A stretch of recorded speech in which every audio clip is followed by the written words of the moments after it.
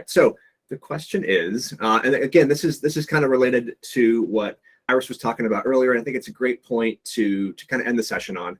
What advice would each of you give for those who are returning to the workforce and are conflicted about determining their value in the marketplace, right? And imposter syndrome, the whole 9 yards.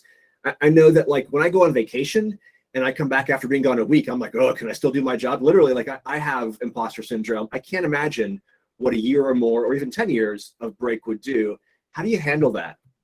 Yeah, it's a really good and complex question. And Iris, I went +1 on your message in the chat.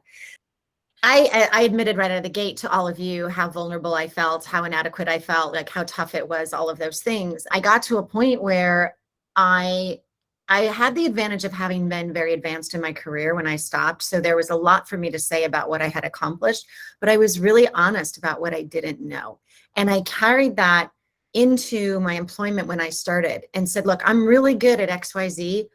I am not up to speed on these other things. And so I need to surround myself. I need your help to help me be the kind of leader I need to be and help me fill these gaps. And I have things to teach you. So I think it's just about, again, I know I probably sound like a broken record, but I think it's being authentic and being honest and using that as a lever. No person has it all. Like if you don't understand that, I think that is a weakness, right? So I think when you start to understand what strengths you bring, but also what you don't have for that full picture and how you augment that, I think that actually shows up as a much better leader when you're honest about it. And I think it allows you to create teams around you that create a more ideal team and more collaboration to meet your objectives. So authenticity, I'm just going to end with that again. Awesome, thank you. I do want to say one thing in terms of, this is one of my favorite affirmation, and it took me a very long time to figure this out. My self-worth is not tied to my job or how much money I make or how people perceive me. It's literally abundant. So I think I always try to ground myself into the fact that external factors cannot directly affect it.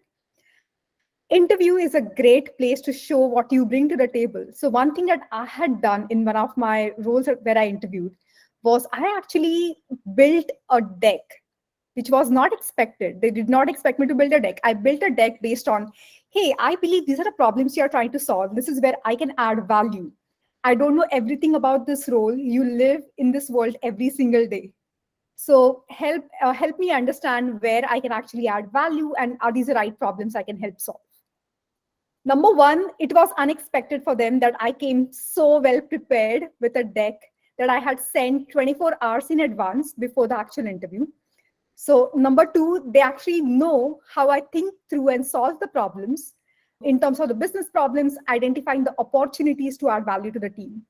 And the last thing I would say is that's also a great way because now you're not talking about the past, but you're talking about how you can add value in the future. And you're giving them a taste of who you are, how you think, and how you solve problems. So I would leave you, all of you, with that. And those are great points to leave us with. Thanks so much, Tricia and Tirtha, for the past hour and kind of inviting us into your perspectives on how to return to the workforce after a gap. So very much appreciated. Thank you so much.